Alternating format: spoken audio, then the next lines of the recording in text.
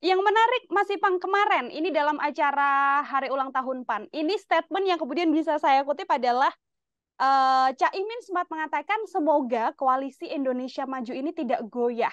Semoga tetap bersatu sampai nanti di pencapresan 2024. Apakah sebenarnya sinyal kegoyahan ini adalah sebagai tanda bahwa yang goyah ini adalah seorang PKB sendiri yang kemudian akan bergabung bersama dengan Anies Baswedan? Melihatnya seperti apa Mas Ipang? Saya pikir juga nggak sejauh itu, Mbak, karena PKB itu juga nggak akan memprediksi juga hal seperti ini terjadi. Dan banyak memang orang mengatakan PKB ke koalisi perubahan itu justru nggak nyambung dari awal. Mhm. Karena ada PKS juga, ada isu perubahannya itu lebih menonjol, gitu kan? Itu yang dikritik oleh SBY, gitu.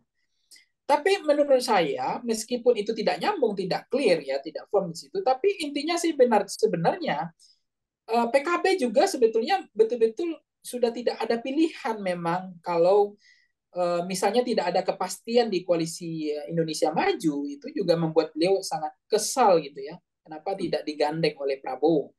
Dan saya memahami bahwa cawapres Pak Prabowo itu ditentukan Pak Jokowi. Mungkin Pak Jokowi tidak bisa Caimin meyakinkan Pak Jokowi bahwa dia adalah wapresnya Pak Prabowo. Itu problemnya. Sehingga ada kepastian ternyata Pak Surya Paloh lebih meyakini bahwa Caimin cocok sebagai cawapresnya Anies. Mhm. Nah, sepanjang yang saya tahu, sepanjang yang kita lihat pertemuan-pertemuan ini begitu banyak panggung-panggungnya, ya. Tapi satu hal yang menarik sebetulnya dari pertemuan-pertemuan sepanjang ini, sejarah ini, kenapa kemudian Demokrat merasa dikhianati oleh Anies, oleh koalisi perubahan, dan seterusnya, dan seterusnya. Tapi yang jelas adalah bahwa inilah politik yang betul-betul spekulasi pembicaraan kita selama ini itu tidak bisa memahami apa yang terjadi di injury time last minute ke depan. Inilah politik yang sebetulnya banyak orang tidak memprediksi ini akan terjadi seperti ini modelnya. Bahkan orang mengatakan PKB itu chemistry-nya lebih cenderung itu ke PDIP. Dan PDIP juga sudah memberikan karpet merah. Ayo PKB gabung ke PDIP. Karena bagi PDIP, bergabungnya PKB itu level confidence-nya PDIP naik.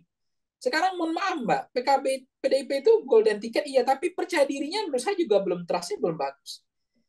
Karena di koalisinya PDIP itu hanya P3 hari ini, persis P3 per hari ini.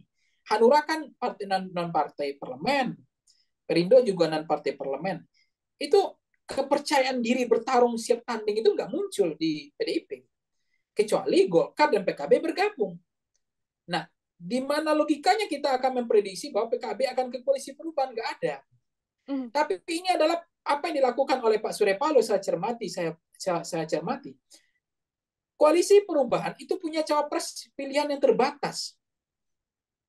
Meskipun mengambil AHY, itu pun pilihan terbatas. Karena AHY juga lemah di Jawa Timur, elektabilitasnya. Walaupun elektabilitasnya cukup merata di banyak daerah. Tapi pilihan terbatas Caimin pun sebetulnya adalah bagi Surya Paloh adalah ini juga pilihan terbatas.